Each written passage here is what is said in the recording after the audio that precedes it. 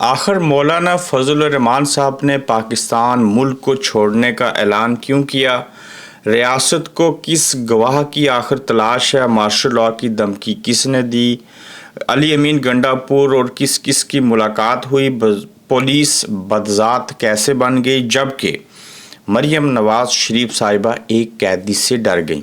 आज की गोरखधंधा में इस पर बात करेंगे। अस्सलाम वालेकुम, आप देख रहे हैं गोरखधंधा। अबरार कुरैशी आपसे मुखातिब हूँ। मौलाना फजल रहमान साहब और इमरान खान साहब के दरमियान जो बतौर पार्टियां हैं दो, बातचीत आगे बढ़ी, उनका इत्तेहाद हो गया।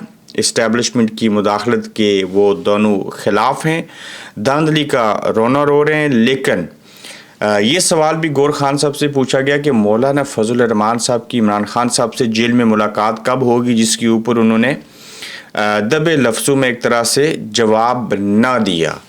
अब एक तरफ मौलाना फजल रहमान और पीटीआई के साथ ये चीज़ें हो रही हैं, और दूसरी जानिब ये कहा जा रहा है कि मौलाना फजल रहमान साहब की इस महीने की जो 23 तारीख थी, 23 मई को मोहसिन नकवी जो हैं वो ख़ास हैं इस्टेब्लिशमेंट के, तो उनकी और मौलाना फजल रहमान साहब की कई घंटों के ऊपर मुश्तमिल एक मुलाकात हुई है, जिसके नतीजे में मोहसिन नकवी साहब के ज़रिए मौलाना फजल रहमान साहब के जो मरासम ख़राब हुए, जो उनके मुतालबात हैं, जिस तरह से उनको चीज़ें हासिल हैं, वो डील की बात हो रही है। तो क्या मौलाना फजल रहमान साहब जो हैं वो इमरान खान साहब को छोड़ के दूसरी तरफ चले जाएंगे, या कि अपनी इन चीज़ों के ऊपर एंटी इस्टेब्लिशमेंट पॉलिटिक्स करेंगे, जिस तरह से इमरान खान साहब ने किया, जैसे माजी में और सियासतदान करते रहे और उनको आवाम ने पिजराई भी दी।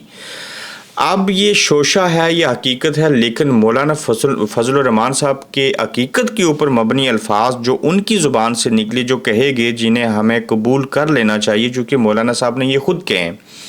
वो अल्फाज ये हैं कि मौलाना फजल रहमान ने मुल्क छोड़ने का ऐलान किया है, और उसके साथ साथ वो कहते हैं मुझे ग़ुलामी नामंजूर है, ज़बरदस्ती का तसल्लुत कबूल नहीं करूँगा, जाली असम्बली किसी सूरत कबूल नहीं, अवाम का मैंडेट चोरी हुआ, किसी की जमहूरियत पर अजारादारी कबूल नहीं करेंगे, मैं आखिर दम तक मज़ाहमत करूँगा या मुल्क छोड़ दूँगा, मगर अब ग़ुलामी कबूल नहीं करूँगा। मौलाना साहब का माजी अब देखा जाए और इन चीज़ों को हाल में देखा जाए, और फिर ये जो उनको डैमेज करने के लिए और पाकिस्तान तहरीक इंसाफ और मौलाना फजल रहमान साहब का जो इत्तेहाद है उसको मुतासर करने के लिए जो कहानियाँ गढ़ी जा रही हैं, जो उनकी मोहसिन नकवी साहब से बातचीत हुई, अगर इसको कहानी समझ लें और माजी को देखें तो मौलाना साहब ने 12 मरतबा कहा कि हम किसी खातून औरत को वज़ीर आज़म नहीं मानेंगे, फिर उसी हुकूमत का हिस्सा बने।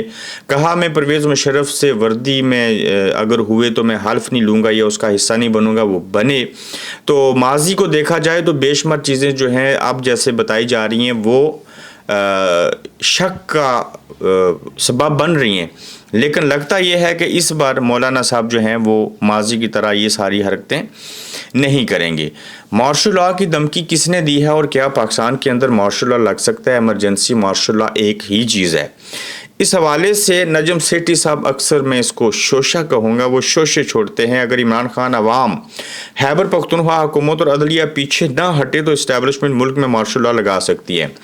देखें, अवाम पीछे हट जाए, मुल्क छोड़ दें, खैबर पख्तूनख्वा वाले कोई हक ना माने, मुल्क छोड़ दें, पीछे हट जाएं, अफ़गानिस्तान चले जाएं, अदलिया इंसाफ ना करे, पीछे हट जाए, वरना इस्टेब्लिशमेंट डंडा लेके लोगों के ऊपर चढ़ाई करेगी और मार्शल लॉ लगा देगी। क्यों? अवाम मुल्क के अंदर बेहतरी चाहते हैं, अवाम इमरान खान को पसंद करते हैं, अवाम को माशी तौर के ऊपर मजबूत होना है, अवाम को इंसाफ चाहिए, अवाम को रिलीफ चाहिए, अवाम को सही मनों में जमहूरियत चाहिए, अवाम को फ़ौज पीछे सरहदों पर चाहिए, KPK वालों को उनका हक चाहिए, अदलिया इंसाफ करना चाहती है, अदलिया को कैमरे और वीडियोस लगा के बना के उनको ब्लैकमेल नहीं होना चाहिए, उन्हें इंसाफ करना अल्लाह की सिफात में से एक सिफत है। तो ये सारी बातें ये लोग करना छोड़ दें। अगर इन्होंने हक सच की बात की, सारा कुछ किया, तो बकौल नजम सेठी के दूसरे लफ्ज़ों में मिलिट्री इस्टेब्लिशमेंट के ये तर्जमान बन के ये कह रहे हैं कि फ़ौज मुल्क में एमरजेंसी लगा देगी, मार्शल लॉ लगा देगी। आओ मार्शल लॉ लगा के देख लो, देखता हूँ कैसे अवाम इस बार लड्डू खाते हैं और आपको कबूल करेंगे। चलें लड्डू खा लेंगे, मैं देखता हूँ कैसे आप मार्शल लॉ लगाएंगे, आपको कबूल किया जाएगा और आप मुल्क की मैशत ठीक कर देंगे।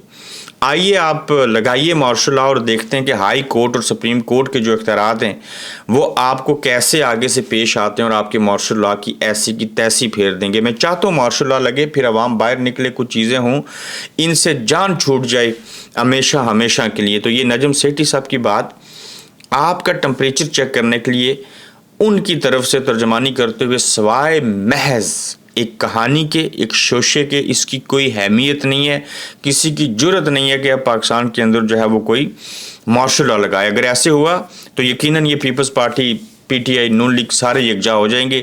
ہاں چند گندے انڈے جیسے فیصل واوڈا، محسن نقوی، انوار اللہ کاکڑ، ان کی پارٹی تو اسٹیبلشمنٹ ہی ہے، وہ ان کے ساتھ مل سکتے ہیں، چند اور مفاد پرست مل سکتے ہیں تو بات ختم ہو جائے گی۔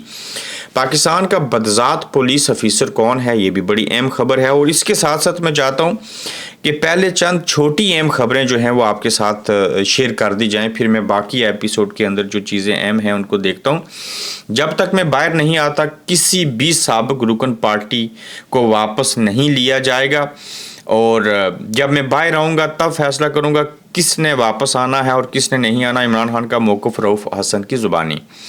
خیبر پختونخوا کہ وزیر اعلیٰ علی امین گنڈاپور کی وزارت داخلہ آمد، وفاقی وزیر داخلہ محسن نقوی اور وفاقی وزیر توانائی اویس لغاری سے ملاقات، لوڈ شیڈنگ، بجلی سے متعلق معاملات اور دیگر مسائل کے اوپر تبادلہ خیال کیا گیا۔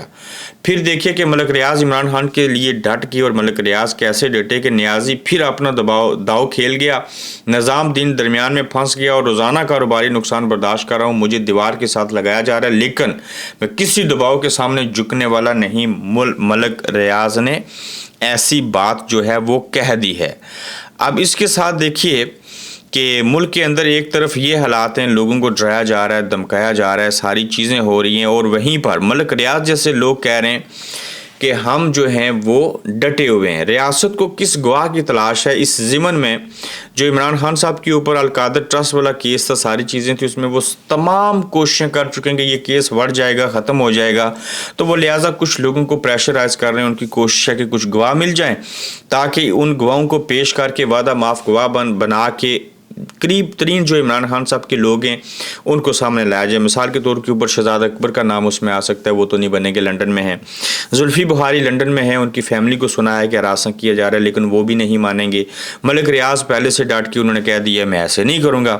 تو ایسی صورتحال میں ریاست کو گواہ نہیں گواہوں کی تلاش ہے، لیکن ریاست کے اندر بسنے والے عوام پاکستان جو ہیں وہ اس شخص کو اپنا لیڈر مانتے ہیں، اس کے خلاف وہ گواہی کیسے دے سکتے ہیں؟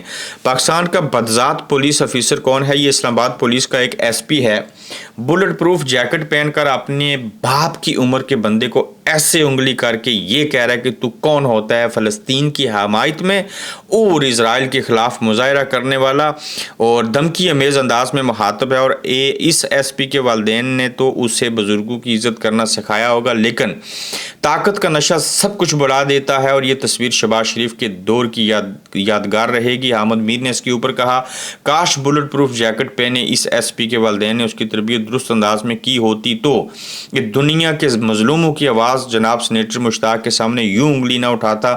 اس کمظرف نے اپنی گھٹیا تربیت اور نسلوں کا پتہ دیا ہے۔ افسر شاہی کی اس بدماشی نے عوام کو بیدار کر لیا ہے اور اب ان کے سکھ کا سانس لینا ناممکن ہے۔ اب دیکھیے کہ الیکشن کمیشن کی شاخرچیاں کس حوالے سے ہیں۔ انہوں نے کیا کیا جی کہ الیکشن کمیشن اپنے افسران اور ملازمین کو 3 ماہ کی بنیادی تنخواہوں کے برابر اعزازیہ دینے کا اس نے اعلان کیا۔ کیوں؟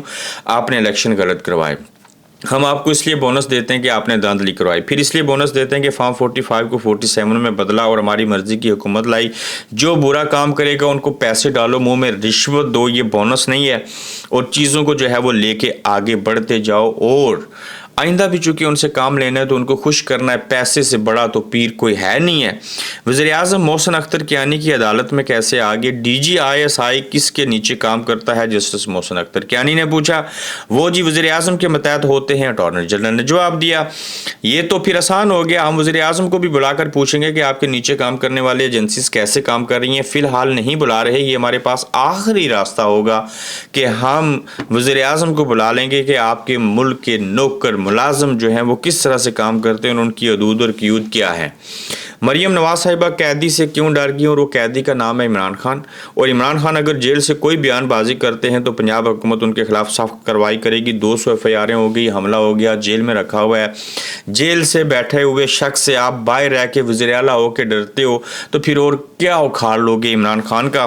तो वो जेल से बैठ के चीज़ें भी कहेगा, वो मज़ीद कहेगा, जो आप उसको कहेंगे उसने पीछे नहीं हटना। तो अपना ख्याल रखिएगा। ये आज का गोरखधंधा था, तो जल्द इंशाल्लाह फिर आपसे दोबारा मुलाकात होगी। आप देख रहे हैं गोरखधंधा अब्रार कुरैशी के साथ।